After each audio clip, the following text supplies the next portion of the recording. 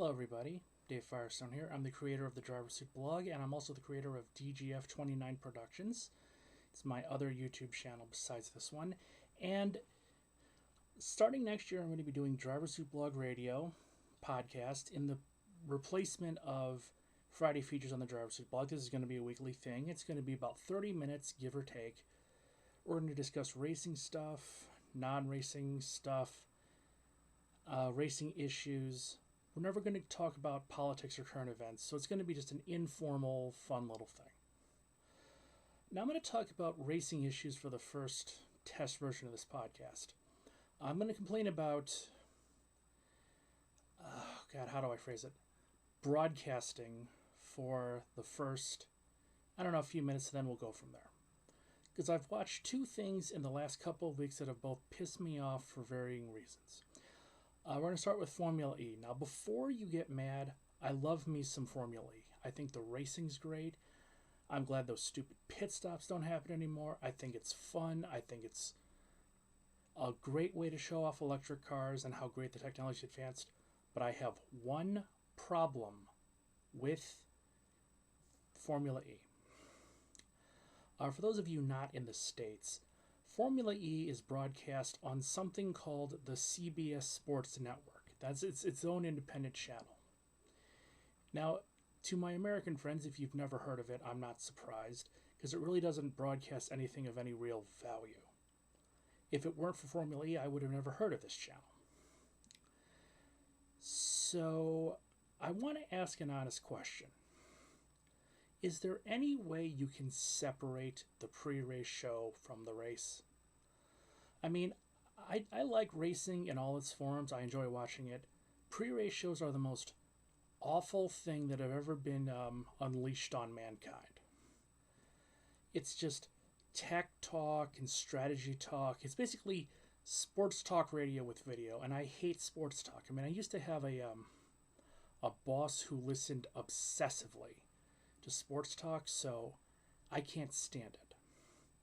And every other form of racing, whether it be Formula One, NASCAR, IndyCar, NHRA, whatever, they know that the pre-race is the pre-race and the main race is the main race, and to keep them separate. Not Formula E. If you want to watch the race live, which I highly do not recommend, you got to DVR it so you can skip the pre-race if you don't want to watch it, and I don't.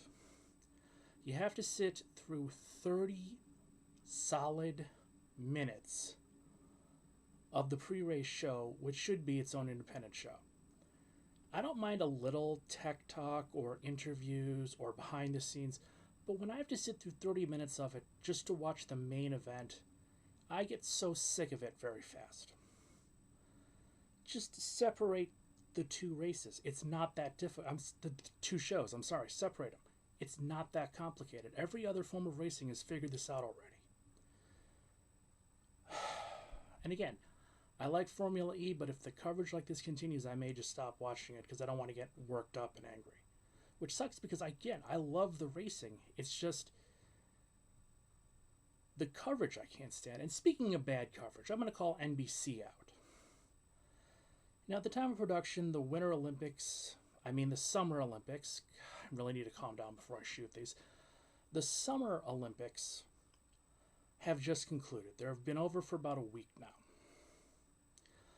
And I was waiting for something on USA, and the women's triathlon was on. So I figured, okay, I'll check this out. This might be fun. The announcing was some of the worst that I've ever heard in sports. And it comes down to one simple reason. There was a male commentator and a female commentator. I'm not going to do them the dignity of Googling their names. They don't deserve any credit because their coverage was just not good.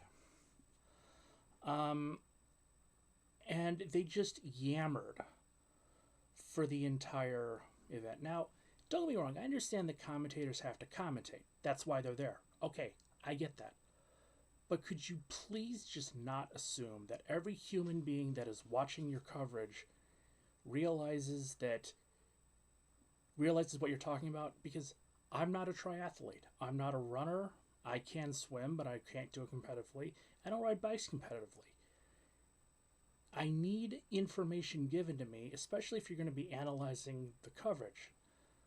So when you're just yammering on but not explaining things, it makes it so much more difficult to follow than it should be.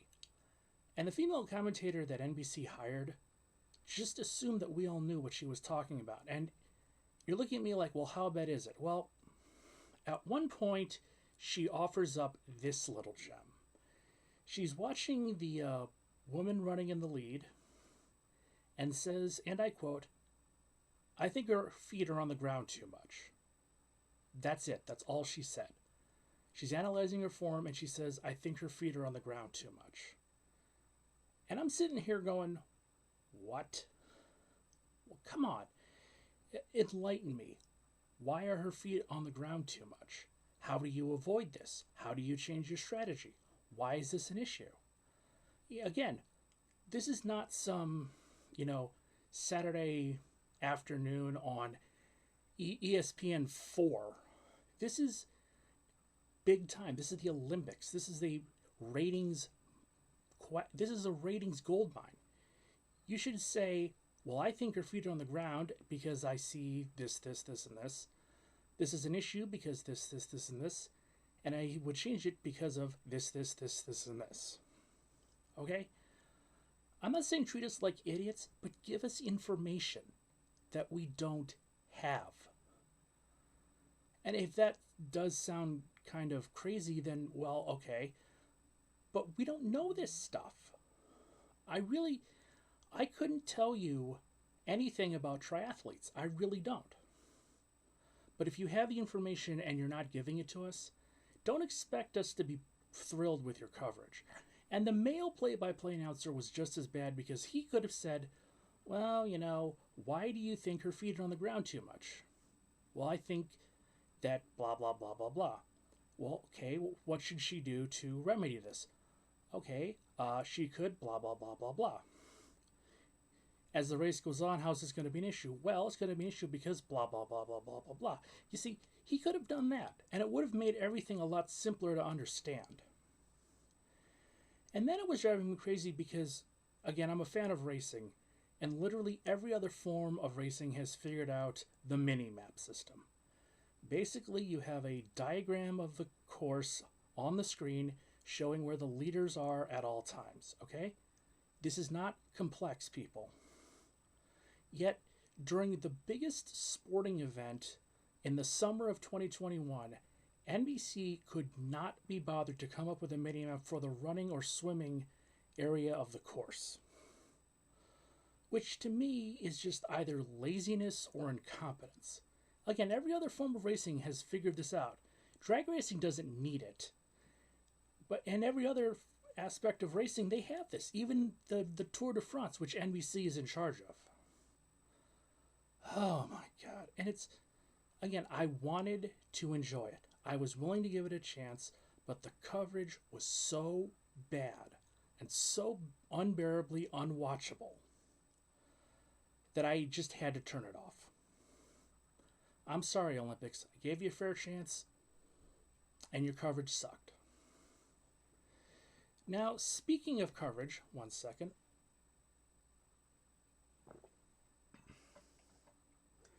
Now, speaking of coverage, and speaking of coverage in commercials, I mean, I get that I get that advertising is a necessary evil in a lot of areas. I'm hoping I maybe could get some advertising for this. I'm not really sure how I'm going to go about that. But I understand it's a thing that exists, and whether or not we love it or hate it, it exists. So here's my question when it comes to TV commercials and advertising. Could you make commercials that make sense? I have the TV on and I have it on mute, and I'm seeing commercials, and it's not outwardly clear based on the commercial what the product is selling. Probably the worst offender, because I was talking about this with some friends of mine the other night. The worst offender in terms of bad commercials was a German company called BASF. Now, if you've never heard of these, it's understandable. But they used to advertise all the time on shows that my dad would watch because we only had one TV for a while. And they would always say, "We don't make the blank, we make it blank." And they would do about 5 of these. And they would say BASF. But they never actually mentioned what the company did. My headphones just died. And it just, it was from no outward appearances on the commercial could you tell what the company did. Which, if you're advertising, kind of is important.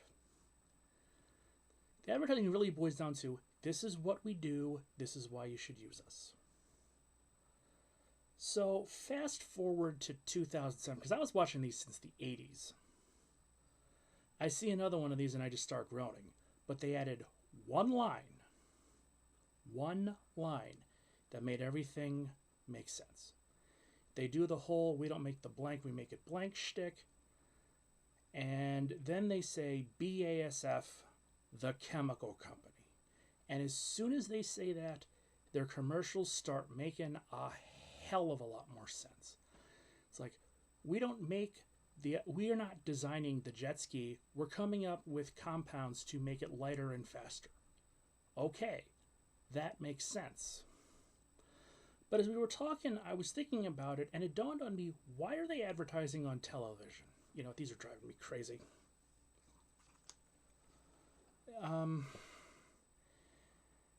So I was thinking about this, and it dawned on me, why are they advertising on television? Because if you think about it logically, there's no reason for them to be advertising on TV.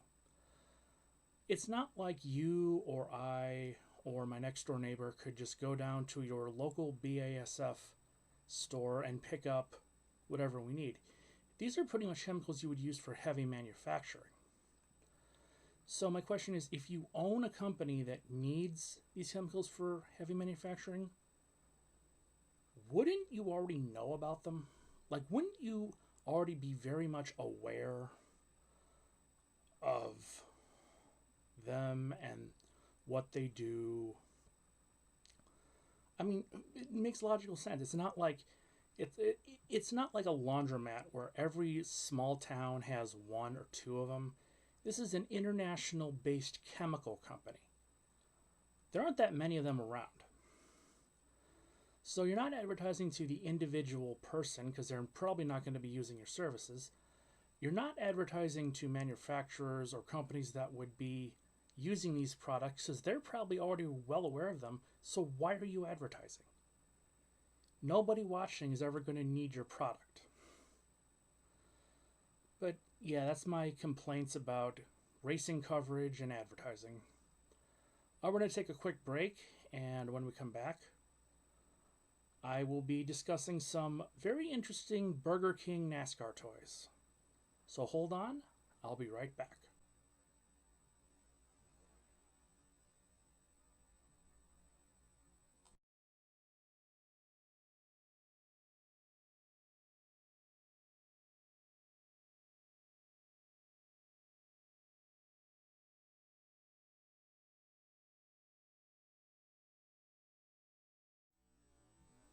So I'm back from the break, and I'm going to discuss some Burger King stuff now. Now I'm into fast food. I don't really eat it all the time. It's just a guilty pleasure every once in a while.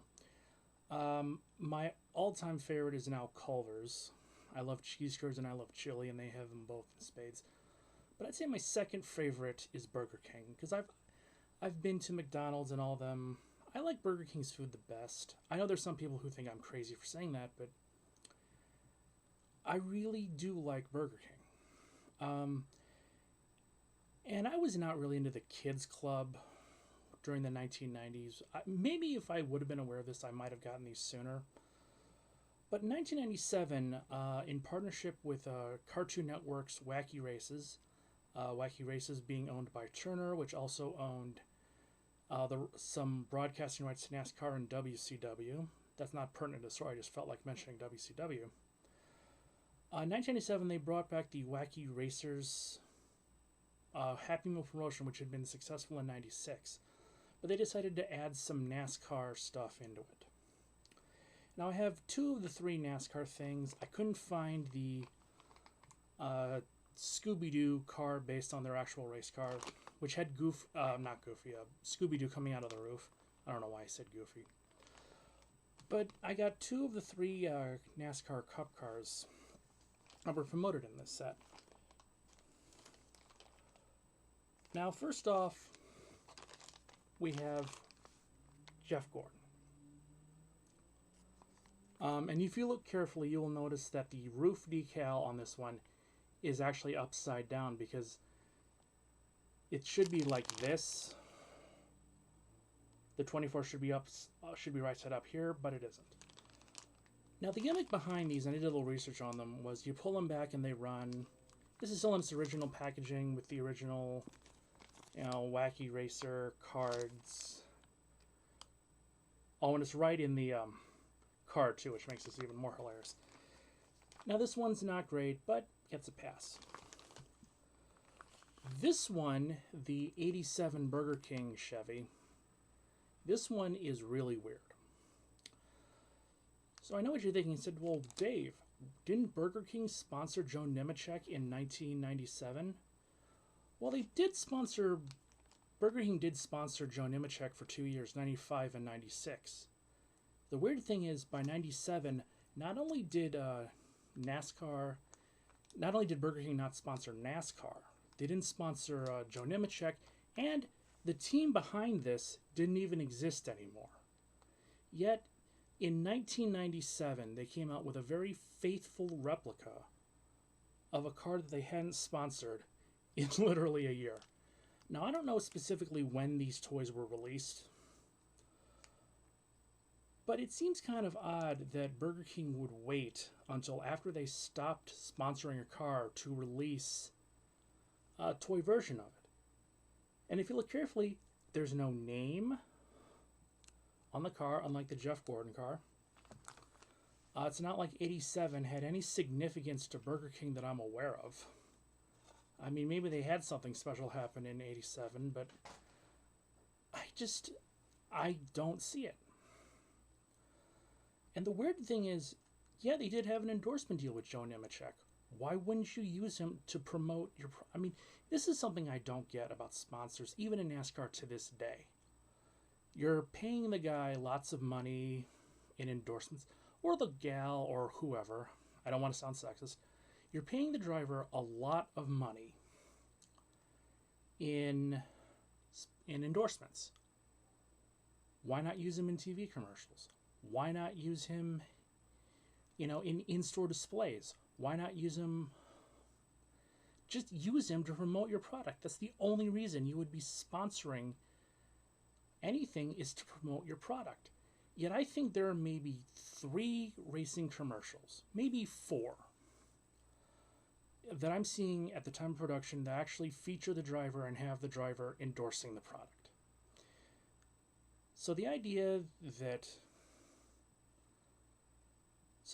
that you would be... So why do you pay this guy or gal or whoever a lot of money to endorse your product if you never use them? And before you say, well, I think NASCAR might not be too into it, if NASCAR isn't, they should be. Think about this. Why wouldn't you want people seeing and talking about your product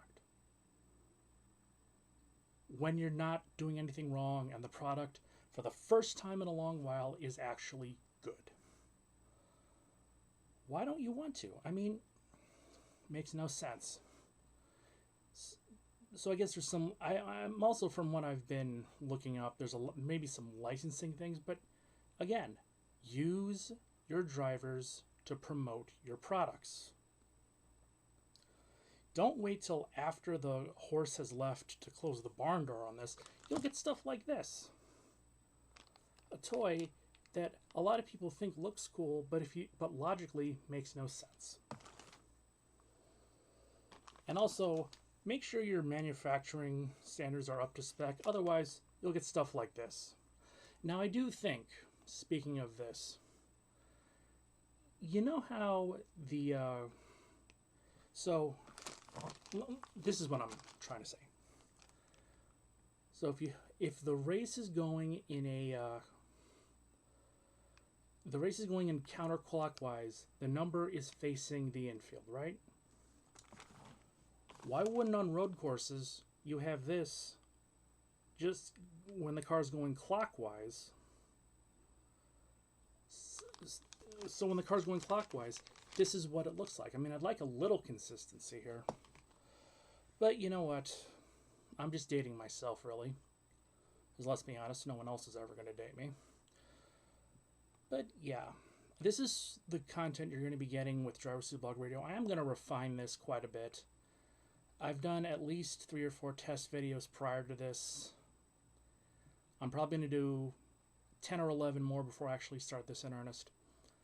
And I will be keeping some of the Driver Suit Blog traditions. January is going to be racing movie reviews.